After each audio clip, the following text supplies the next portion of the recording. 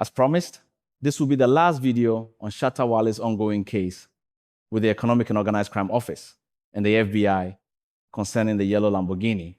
In this video, we will outline the only steps Shatta Wale can take to escape any possible extradition by the FBI.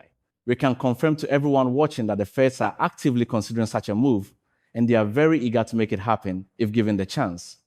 This is not speculation. The interest is real, and the consequences are serious. You might think this situation is impossible to escape, but the truth is that the FBI is far more powerful than the entire government of Ghana. If they decide they want Shatta Wale, who can stop them? He could easily be handed over, and no one, not even the president of Ghana, would have the power to intervene. That is exactly why Wicked Blogger Ghana is stepping in with advice in this video, to help him understand his options before things get out of control. Before we go further, take a moment to smash that subscribe button. Our next videos are going to shake the entire country. We want to remind our audience that we are not on Snapchat and, for now, have no plans of returning there. Our only legitimate platforms remain YouTube, Telegram, and TikTok under the handle @WickedBloggerGH. Make sure you subscribe because the next video we release will focus on the big names EOCO will target after the conclusion of Shatta Wale's case. Now, let's get back to the matter at hand. The FBI is particularly focused on recovering funds stolen by Nana Kwabena Amuah, who is currently in custody in the United States, serving a jail sentence for fraud. Amuah's case involved a massive international fraud operation that targeted individuals and institutions across multiple countries. He was accused of orchestrating fake investment schemes and advance fee scams, convincing victims to pay money with the promise of high returns that never existed. Investigations revealed that Amuah and his associates moved millions of dollars through a variety of bank accounts, often disguising these transactions with international transfers to make them harder to trace. Eventually, this activity caught the attention of the FBI, which linked him to networks involved in identity theft, money laundering, and cyber-enabled scams. His activities drew international attention, as victims included people not only in Ghana, but also in the United States and Europe. His name became synonymous with financial crime investigations at a global level. With nearly $5 million involved in this matter, it is easy to understand the level of interest the FBI has in every related case. When EOCO detained Shatta Wale, they revealed that he had no documents proving that he was the legitimate owner of the Lamborghini. He wasn't a third-party owner either. And he had no receipt showing he purchased the vehicle for contrary to online claims. Shatta Wale simply said he bought it from the street, which is hardly convincing in the eyes of investigators.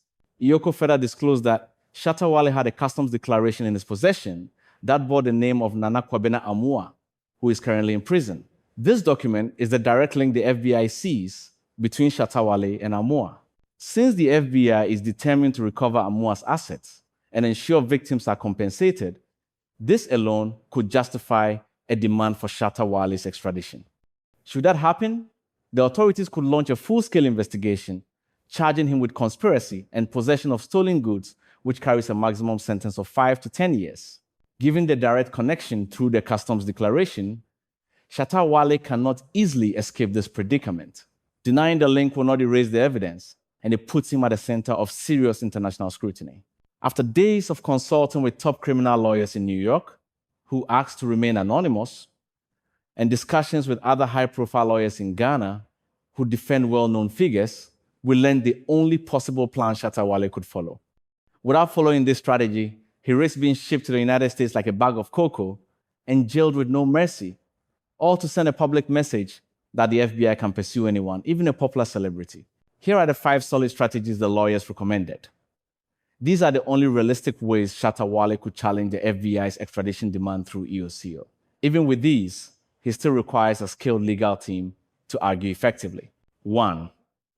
Proving a legitimate source of income. The strongest defense Shatta Wale can present is to show that the money used to purchase the Lamborghini came directly from his music career and business ventures. His legal team would need to gather proof from concert earnings, endorsement deals, royalties from streaming platforms, and merchandise sales. A financial timeline could illustrate how his earnings accumulated and funded the car purchase. The challenge is that the car's value is very high, and many Ghanaian artists cannot easily justify such a liquid income. Still, with carefully prepared financial statements and evidence from record labels or international tours. His lawyers could argue that the Lamborghini is a reward for years of hard work, not a suspicious luxury. 2. Reframing it as a gift or sponsorship. Another strategy is to claim that the Lamborghini was a gift, sponsorship, or part of a business deal. If Shatta Wale can produce a credible individual, a promoter, business partner, or foreign associate willing to confirm they gave him the car, EOCO would have a harder time tying the vehicle to illicit proceeds. This approach could also reduce FBI scrutiny because the financial trail would lead to someone else. However, the person claiming to have given the car must also demonstrate financial capability. Otherwise, the defense might look staged. 3. Exploiting investigation technicalities. Legal technicalities can be crucial. If EOCO failed to follow proper procedures when seizing assets, freezing accounts, or accessing records, Shatta Wale's lawyers could challenge the legality of the evidence. For example, if the agency accessed bank records without proper authorization or leaked information before filing charges, this could weaken the case significantly. While technicalities don't prove innocence, they can stall proceedings, frustrate investigators, and create opportunities for loopholes that might allow Shatta Wale to walk free. 4. Cooperating to redirect attention. Since the FBI may also be watching for international money flows, cooperation could work in Shatta Wale's favor. By sharing information, names, networks, or suspicious transactions he knows, he could reposition himself as a witness rather than a suspect. Investigators often care more about dismantling networks than targeting a single celebrity. By providing leads, Shatta could negotiate reduced scrutiny or even partial immunity. Though risky, this strategy could save him from harsher consequences. 5. Using public image and influence. Finally, Shatta Wale's greatest weapon may not be legal, but social. With one of Ghana's largest fan bases and a history of stirring public debate, he could frame the Lamborghini investigation as an attack on his success. Public pressure may make politicians and authorities hesitate to continue pursuing the case. Through interviews, live videos, and public appearances, he could present himself as a victim of envy and sabotage. In high-profile Ghanaian cases, public perception has often influenced outcomes. Wicked Blogger Ghana has spoken. In the coming weeks and months, viewers will see every suggestion here unfold. We have never missed in any expose, and we were the first to break this story. Smash that subscribe button. Our next video will reveal the 10 individuals EOCO will target after Shatta Wale's case concludes. I don't know, because the car I buy am $150,000.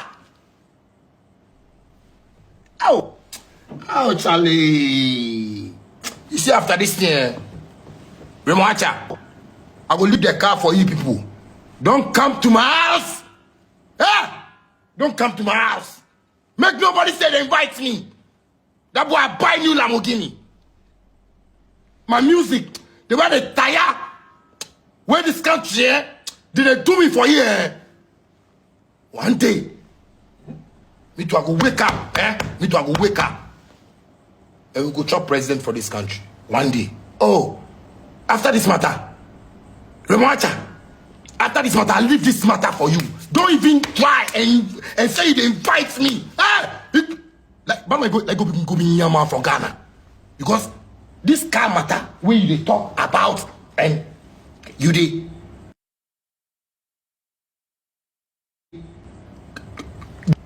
I'm okay.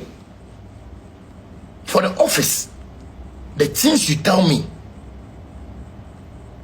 And listen, that was